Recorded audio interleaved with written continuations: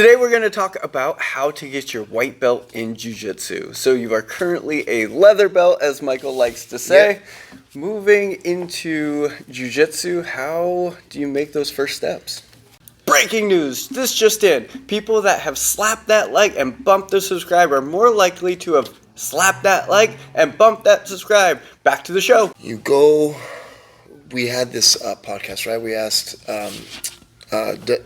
Dylan, since he was the first one, the most recent Weight one loss to journey is going Yeah. amazing for Dylan. Look at the man. And he was saying, Facebook, you start there. Yeah. You start by asking your buddies to train. You start by Googling. You start by doing all that stuff we discussed in that last podcast. Check that one out because we talked about that. And that's where you start, man. You get your foot in the door and you make that commitment to yourself. Yeah. Because that's what it is, man. It's really what it is, commitment to yourself. Just know that this is not where you're getting into, it can feel overwhelming if you view it as it never ends, because that's what it is. It's something that never ends. So that can be overwhelming, right? But, breathing oxygen never ends either. Yeah. And you just do it one breath at a time, right? So it's not that big of a deal. You just know you're going to commit to something that you don't plan on ever stopping. Yeah. That's it. For me, that was the amazing piece of it. I've had hobbies forever, and you get proficient at them, and you're like, okay, well, that was fun, but the challenge is gone. That never happens with jiu-jitsu. There's always a challenge. There's always a struggle. There's always something to work towards in jiu-jitsu, and it's that never-ending feeling of being where you want to be, but also like, hey, that was pretty cool. I did some cool stuff. But yeah, getting in can be very intimidating. Yeah, it can be very intimidating. There's a lot of people who go, I want to do that. And then months go by and they never show up at the door, or maybe they're like, today. I've seen a bunch of stories of people pulling up even into the parking lot and then driving away. You never done that? Honestly, in your whole career of training, have you ever decided you weren't going to train in the parking lot? No. I've no, done that. no, I've done that so many times. If you do that, whether it's because you're nervous to start, like we're talking about now, or just in general, hard to get yourself motivated sometimes, like you're not alone. Like I've done that. I've pulled up to a parking lot and left. Right? So yeah, but I would imagine what we're talking about, beginner style, it'd be heavier and harder. Have a friend, man. Go with a friend. Yeah. Convince one of your buddies. Like tell them hey, I know you don't even want to do this. You're not gonna sign up, but like come with me. Yeah. Come on, bro. Somebody will come with you. And you can invite your friends 1,000 times, and they might be like, oh, yeah, that's cool. And then they always bail on you. You got to show up at their house. Be like, hey, come, get in the car. Yeah, right. We're going to We'll training. pick 'em up. I started without knowing anyone, but I had I wanted to do this. I had wanted to do it for a long period of time. I had finally got a job that I was getting off at a reasonable hour, and I was like, all right, now is the time. Yeah. And I just showed up at the first gym, and I was a nervous wreck going in. But I did go in, and yeah, it was look at where we are now. You didn't stop? Mm-mm. Right? Yeah. No, I didn't have a buddy either. I had been wanting to do it for a long time. Yeah. First armbar I ever did, I always tell the kids' classes, this is the first armbar I ever did was on a teddy bear in my living room. Right? Watching a UFC fight. I think it was an old Robbie Lawler fight or something. And I remember just like copying an armbar on a teddy bear. Caught one of those Costco-sized teddy bears.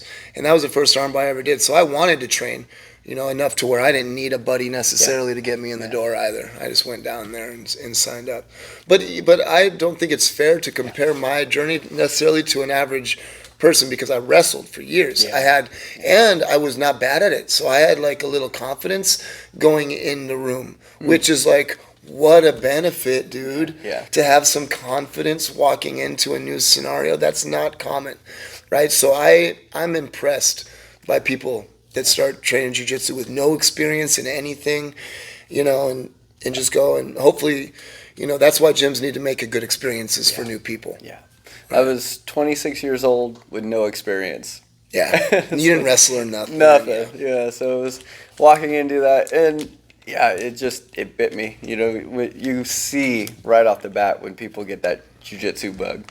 There's no breaking that. They're all of a sudden they're there 3, 4, 5 days a week, and trying to make that sort of routine last is a struggle for some people, but when they first start, man, those first 3 months, they're like the honeymoon, bro. It's yeah, the honeymoon. all about Everything it. is all is well during the honeymoon. Yeah, and then setting it up to like into a regular scheduled training is perfectly fine.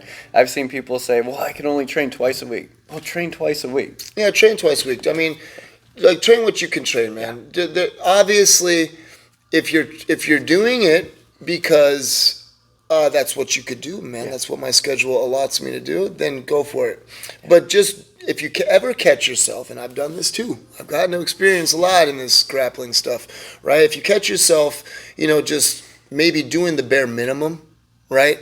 Like, I'm only gonna do what I feel like I have to do. Yeah. To keep moving forward. Like don't bare minimum it. Right. If you catch yourself doing that, you might want to just take a break. Right. If you're doing the bare minimum thing, because you don't want to do that, right?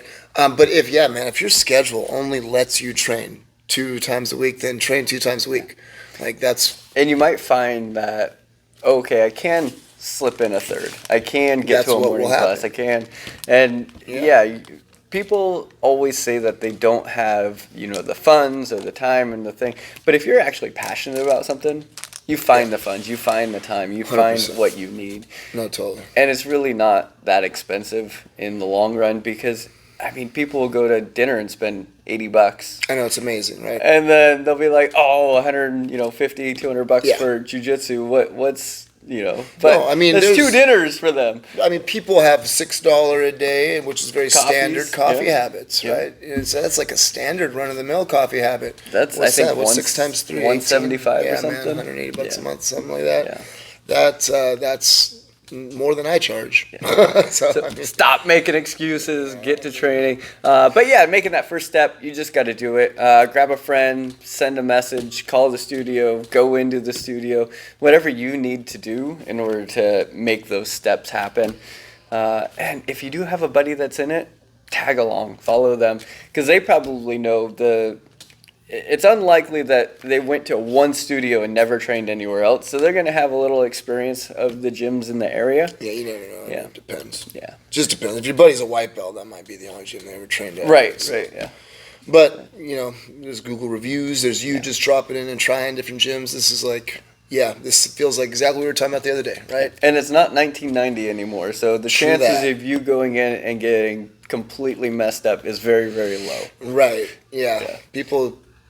They have business plans now, and they want education has happened. Yeah, they want to keep you. All right.